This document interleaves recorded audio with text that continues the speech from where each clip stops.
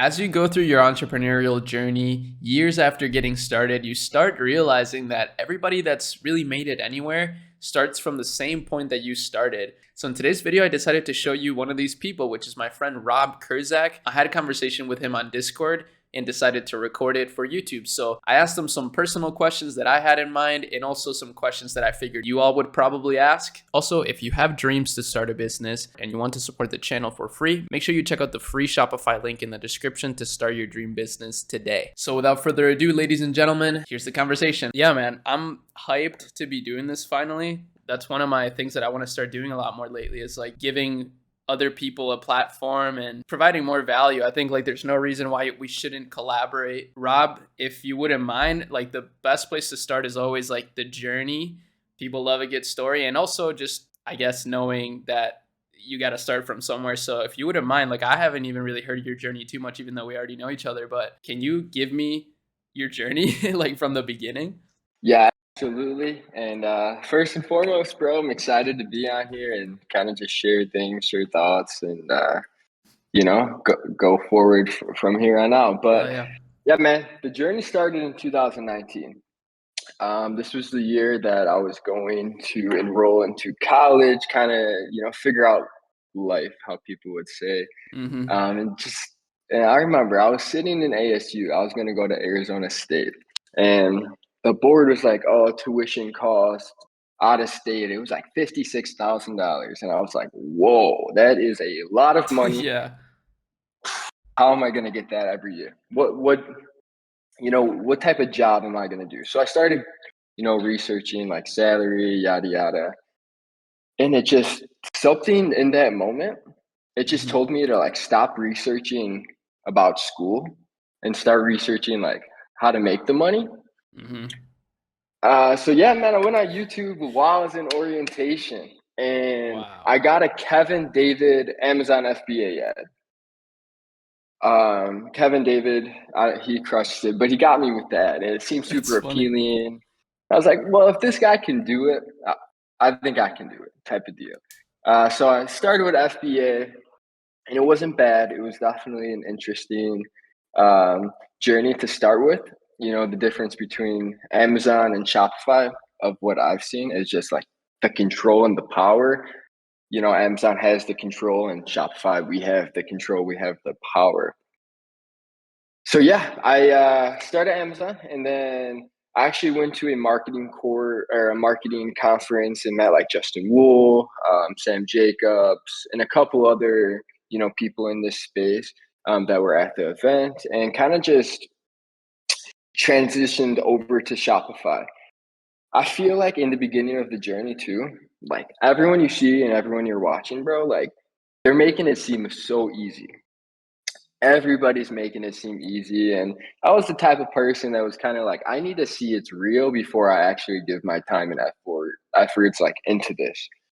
um so yeah, I mean, that first event that I went to, and just like seeing people that are young entrepreneurs, like even just understanding entrepreneurship is real at a young age, and just seeing people crushing it, kind of was just like, all right, it's go time. It's definitely go time. And yeah, just to transition to Shopify, man, it's been great. Yeah. We've again been we've done over $25 million in revenue since 2019. That's huge, bro. Wow. Yeah, it's been a very quick, fast learning, everything changes so quick kind of journey, and Hmm. thankfully, man, the journey has been awesome so far. That's great, bro. Yeah, I like that you mentioned that about how everybody makes it seem so easy. I mean, even somebody like, I don't know, people could clip this, for example, and just like have you saying, yeah, since 2019, we've done 25 million, and they're going to think, oh, shit, that's so easy. But I like that you prefaced it by mentioning that it's not easy and how you just have to take those steps forward and like, just kind of send it at the beginning, take like a leap of faith and just go at it. I didn't know you started with FBA too. And it's funny that a Kevin Mhm. David ad got you because for me it was a Ty Lopez ad like a year before that. So it's just funny how like these ads like just get us, and actually they do make a difference in the end, you know what I mean? Like you Mhm. probably wouldn't be here without that, right? Yeah, yeah, absolutely. And when you see him, even when I see the ads like today being in the game for some years, I'm like, oh, like Yeah. another ad. But at the end of the day, you just said that right. Like, if I didn't see that ad, I would probably be studying computer science, like being a nerd in college, coding, whatever. Right. Um, so yeah, man. Like, even though the ads make it seem easy, or like they definitely do the right job. They catch the attention and kind of show you the possibilities, if you put in the work and if you want to put in that work to make whatever you're learning, I guess, work Yeah. out for you in the end of the day. So would you say like in your journey, right? What were some pivotal moments? Like what was something that helped you go from like nothing to scale, for example? Like was it just a product or like a strategy? I don't know. Like what would you say was a pivotal moment? Big pivot in my journey, man. Like, what made me go from six-figure months to seven-figure months is honestly finding the right team partner. Mm, So shout out Sydney. She's my partner now. But honestly, man, like having two great minds, two hardworking minds collide together, it's mind blowing to see what results can come out of that. And she picks up the slack, and I pick up her slack on things we're bad at, things we're good at. So it works very well, and that's really kind of the breakthrough of going from six to seven. But from starting out and getting to even six figures, your first five figures, I definitely think being realistic with yourself, which a lot of people aren't when they start e-commerce or whatever journey. They want the end goal without climbing the ladder. Like, they want to do the seven figure months, but they don't want to do the right things to begin with. So they never go, and they never progress. And even if you watch a course, you can follow the course, but it takes more than just the course in order for you to succeed. Um, so yeah, I mean, being realistic, working with the right people, and lastly, like goal setting. Like, goal setting helped a lot with the realistic thing, because once you start making money, you kind of feel limitless at a point. You're like, mm-hmm. damn, I can make this money forever, and then you have a really bad month. Um, so goal setting, not revenue side, but like goal setting, like, all right, like if this gets shut down, we're gonna do this. So we're never gonna have to like have a bad, quote unquote bad month, I would say. Mm-hmm. So I guess just like little tweaks in the business really helped out. I like that. That's really good, bro. You know what that reminds me of too? Is this quote. You probably heard of it, but it's like we overestimate what we can do in a year and underestimate what we can do in 5. Like that's kind of a good example because and same Hmm. with me. Like in my first year, after making like that first $1,000 month, I was like, oh man, my next goal is like 250K a month, like so fast. I was like, I can do anything. And that wasn't even close. By the end of the year, it was not like that. But Hmm. then fast forward 5 years, and it became much easier to reach numbers like that because like you just get better. Like you said, you set up systems, and you're just able to sustain growth. And then partners too, bro. I'm really happy you mentioned that because for me this year, that's been like the biggest realization is just growing the team with the right like operations people. Because for me, Hmm. operations was never a strong suit, and I feel like that always limited my growth. And then I was like, you know what? Let me just try to like find people that I can actually trust and bring into my team and kind of give them like a deep role and be almost like, partners basically.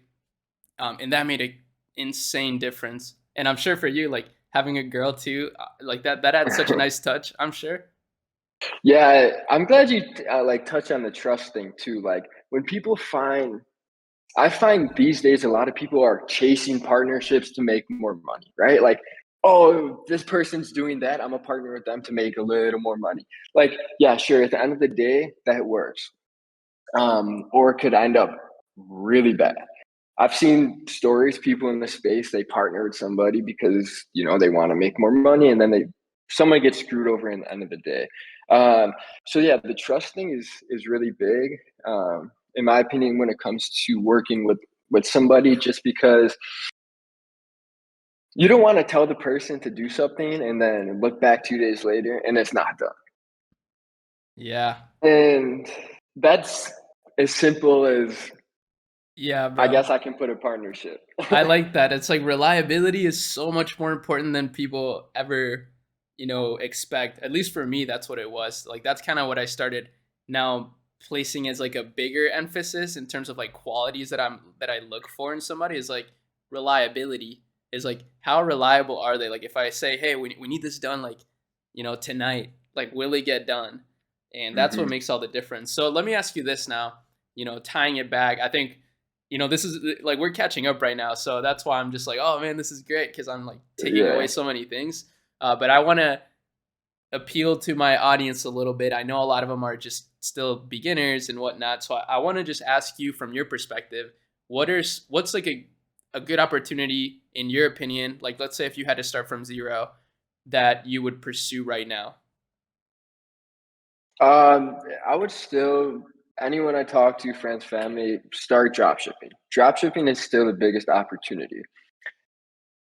People confuse quality over, especially beginners. Like speaking directly to beginners, you guys need to realize that your quality of work is going to reflect your amount of sales that you're going to project or receive. It might take you an extra, 10 minutes to put in extra quality as far as like a product description, going on Canva, editing your product images a little bit. Those little critiques, um, for drop shippers and beginners, like I definitely recommend to start that now. The opportunity's there. I feel like drop shipping will never go away. I agree. And I almost feel like it's easier now in some ways, like in the sense that now there's so many like third party logistics available that you can use. There's so many marketing methods that you can use. It's not just Facebook ads. You can like launch an organic based store and still, Hmm. generate some income. So those are some really, I agree, bro. I still think it's the best opportunity, especially if you can treat it like a business and a brand as opposed to just like I don't know, a quick cash grab. And that's how you learn skills. So that's another thing. If what's the most important skill you think to have a successful dropshipping store then? I think being able to switch from yeah, finding products and like that can be a skill.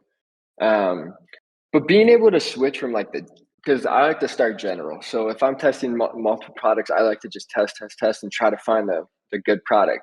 But the pivot from the general to like, all right, realizing that you can make this something that can either last long term or like just have a more branded feel. And I don't think a lot of people talk about this, but the power of I guess branded drop shipping and white label products without needing inventory is so powerful. And that skill and that when you start utilizing that, that's going to take you from here to here. I sold the company strictly because I did that. And if it was on the general store, it wouldn't be the value of the company would not be near. Yeah, that's really solid. So what would you say then? Like let's say you have a general store and you want to do that pivot to like you found a winner, um, then you want to do that pivot to a one product store. Would you continue to run the general store or do you just kind of shut it down and go all in? Do you split them or how does it go?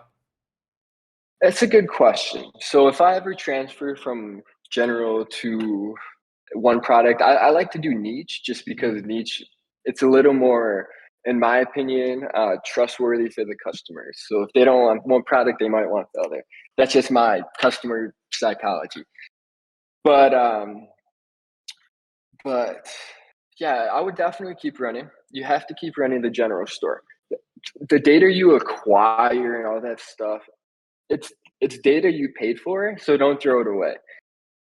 Definitely, what I like to do for when I do make that pivot, I take everything I learned. So say I run a general store for 1 month and I have 50 customers tell me that shipping was slow, 100 customers tell me that sizing was wrong. 10 customers tell me that, oh, delivery was an issue. I will take what those customers told me and I will try to, put that all into consideration before even launching the niche store or the branded store. It's just going to help. Overall, it helps a lot. We've seen it solve problems that are easy to solve right in front of your face, and it's been great. Nice. Yeah, that makes sense, bro. Like customer feedback is so essential. Now, let me ask you this. This is just, I mean, maybe it's a simpler question, but what's your favorite marketing platform or paid ads platform? Definitely Facebook. Definitely Facebook. Especially as a drop shipper, Facebook's a gold mine. It's forever going to be a gold mine because it's not an easy platform, and platforms that aren't easy are the biggest opportunity in my opinion. Uh, TikTok. Oh, everyone's posting about TikTok or raving about TikTok. Sure, maybe they're having success, but I haven't had 100K days on TikTok as I can consistently do on a Facebook stream. People can definitely have opinion what they like because yes, TikTok will drive cheap traffic and kind of acquire customer data for cheap. But yeah, Facebook, the conversion rate unbeatable. Shoppers are forever on that app, and yeah, we can scale on Facebook Monday through Sunday. We don't need to Wow. wait till the weekends. Yeah. Yeah, So that's interesting, man. I feel like a lot of people are saying how Facebook is dying and like, if you look at the stock price, people are like, "Oh, this is, it's over." But when you look at their revenue, I feel like Facebook actually makes more and more revenue every year still through advertising. So, that's pretty interesting. I also feel like one of the reasons why that is, at least right now, I agree with you 100%, like Facebook is king. And I think it's just because people are used to seeing ads on Facebook, so it's like they embrace the ads. Whereas like on TikTok, TikTok is so fucking addicting that you're just like, mhm, I don't know. I feel like it's probably hard to actually shop. Like I've never seen a TikTok ad and been like, oh, I would probably shop this. Whereas like on mhm. Instagram, like I'll see something relevant and I may be like, oh wait, I kind of need that or whatever. So that's interesting. Maybe it's just. Do you think TikTok will reach that point at some point? Personally, I don't think so. Just because people, like you said, are just accustomed to being on Facebook. And the crazy thing about Facebook and Instagram and that stream, like people know there's drop shippers that don't ship product. People know that they bought a crappy product from Facebook, but it's not really about what they did in the past. Like they're still on the platform ready to buy. They've bought before. Like you just need to kind of re-persuade them and make them feel like they're not getting screwed from whatever happened in the past. So yeah, the platform it's conditioned to purchase, and to me, TikTok will not reach that because of some UGC is really good. If you have good UGC, Dr. Squash, they kill it on TikTok. I love their ads. Um, they kill it on Facebook too, though. Right. But yeah, I like to purchase off pictures personally. Like if I see a picture and I like it, I'm gonna buy it. TikTok, I don't know. Personally, I can't buy based on Yeah. videos unless it's like electronic or something. So is that mainly just to get a little more technical then? I know some people really like that. When it comes to actual strategy then, when it comes to testing specifically, do you mainly go off of images then on Facebook? Yeah, it's depending the product, of course. Some products, one of our biggest product now, we're actually running a lot of just UGC content. It's Mm, it's all custom content though.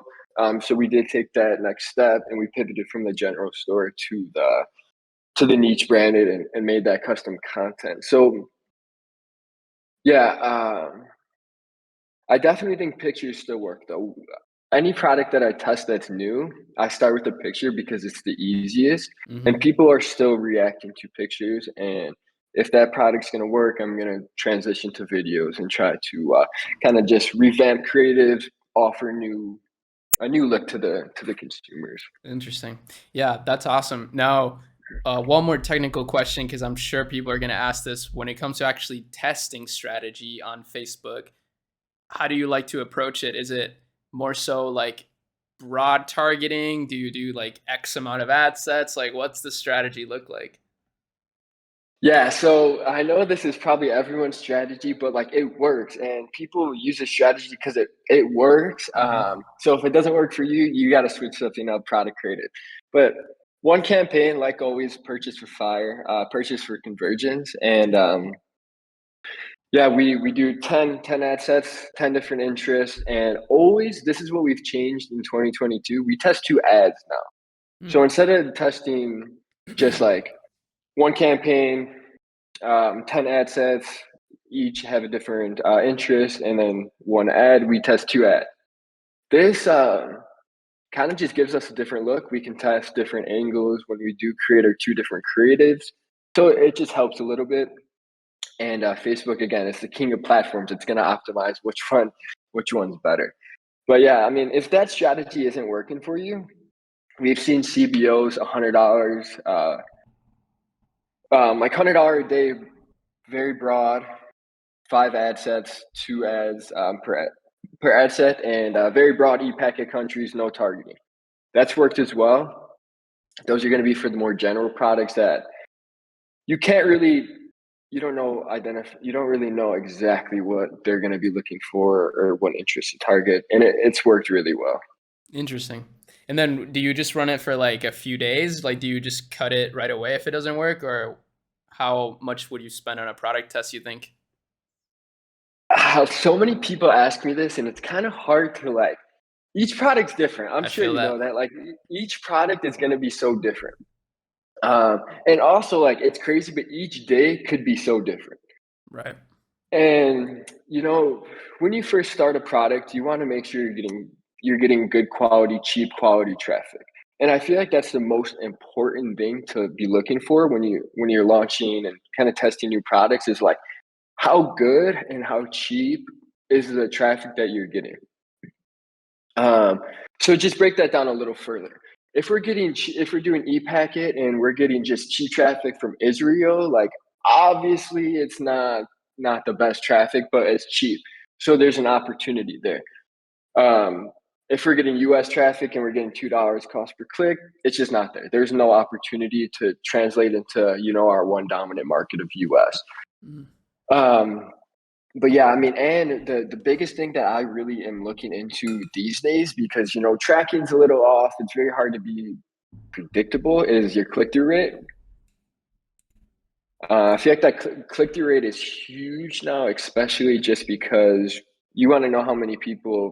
It's simple what Right. it's used for, but these days, the tracking's off. So click-through rate has helped a lot. Just us utilize, see what creatives are working well, and kind of just yeah, kind of just go from there.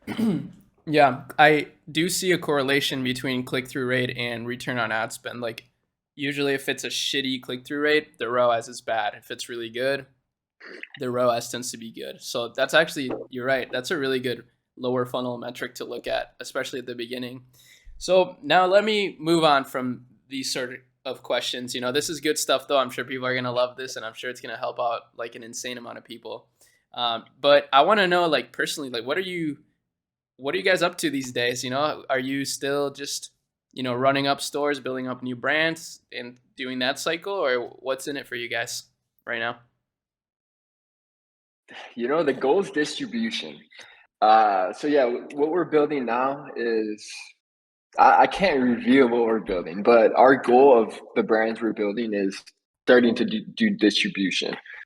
So one of our most successful brands did 15 mil plus in 2 years. We kind of we're pivoting that into distribution, which we do really well, but it's more audience and like narrow. Like But wholesale as far as like distribution, you mean? Sorry to interrupt. no, just getting like mom pop shops. Oh, So okay, okay. we're trying to get into like tourists, like let's say Cancun. Like we want to get into the tourist shops, or if people go to Florida, we want to be in the mom pop shop. So for this brand, the distribution is a little different Interesting. because it's not at scale. It's more. And here's the thing about this company. It's based on a mission. And if you're beginning, try to do a company that's based on something you generally believe in. So when I say mom and pop shops, they're gonna see this product and they're gonna be like, wow, this is awesome. And they're buying into the mission and what is consuming it. On the other side of distribution, what we're working on now is to get in like Walmart, Target, stuff like that. Is that's got to be general and honestly beauty. Beauty is the easiest. So we are building a beauty company right now. Beauty is the easiest type of niche to really build out strongly, get a good following community, whatever you want to call it, and start distributing because social and TikTok's good for this because it'll build cheap and awareness, whatever. But distribution, uh, the goal to exit out of distribution is just to get bought out by a company. Hmm. Um, obviously that's the goal now to build stuff that has value to other people. And I feel like that's where maturing and just getting deeper into the business and just being a part of this for longer years, like that's where the mindset has gone. And don't get it wrong, I love chasing the drop shipping bag if I see a good drop shipping product. But we're more into like end goal, building strong followings, building stuff based what we believe in, and that's kind of where we pivoted. That's dope. Yeah, I love that. I'm sure it's a lot more fulfilling too, but so I'm curious about this. How big is your team now? Cuz I know you have Sydney. How many more people are you working with? Yeah, dude. So me and Sydney run everything. And I just made a video on this, like how to kind of outsource. But the biggest thing that we did that really, really, really helped us kind of take a step away from like the ends of the business and take a deep breath to worry about how to grow the business is hiring in like I guess if you're Walmart, like a COO or like somebody below you, I don't know the term, but it's somebody we found on Upwork that has great experience in team management. And we kind of put her role just like under us. And besides that, she manages a team of, 13 agents, which is great, but she really takes the hands off of, the team management for us, which I recommend to everybody. That's amazing, bro. Yeah, that's the goal. That's the dream to be able to get somebody in place that can do like solely focus on that, and then they'll probably do a better job than you in the end. Like they'll probably be better. That's the goal. Yeah, and the reason I like to do that is like, bro, when you start thinking about like how to get into distribution, like how to do this, like, and when you're doing that, when you have a drop shipper kind of background, drop shipping can be lazy and it doesn't need to be that thought out. With distribution, like you need to be 3 steps ahead of what's already out there. And me personally, there's no way I can stay 3 steps ahead if I'm like, da da da da da, like okay, responding here, doing this, doing that, doing 10 different things, which I've done in the past to build and grow. Like that's what it is. But yeah, the I really think like taking a step back and thinking how to go forward is very helpful as well. Yeah, bro. That's what I this year. That's exactly, man. Like we did this at the perfect time because I'm resonating with a lot of the things that you're saying. I learned that as a CEO, that's kind of your most important. Like you got to drive growth. You got to be thinking about ideas and brainstorming ways to unlock more growth, and like that should be your sole focus. But like you said, if you got your hands in everything, you're not going to be able to do that very well. Whereas if you hire somebody to take care of that stuff and you focus on the ideas and whatnot, like you're going to explode, um, you know, theoretically. So that Hmm. seems like what you guys are doing. That's amazing, bro. So you have a YouTube channel. What is your YouTube channel? I mean, I'm going to link it in the description, of course, but what do you want people It's to just, see? I think it's just, if you search up Rob Kurzak, you should be able to find it. I plan on posting more consistently, like more high level kind of thinking and content. in the next couple months. So yeah, if you guys want to check it out, that'd be sweet. Yeah, do it. That would be awesome. And I know you post on Twitter a lot. That's how we were talking to set Hmm. this up. So I'll link your Twitter as well. But yeah, man, I mean, this has been super eye opening and enlightening, and I'm sure for other people it will be even better. So I'm really excited that you wanted to do this, and I really appreciate your time, bro. Yeah, man. Thanks for having me again. And yeah, bro, let's stay connected. Let's build something. And yeah, bro, thanks again for having me. And hope people take away from this and learn. Awesome. All right, man. Talk soon. My man. Stay connected, bro. Peace Yep. out. Peace.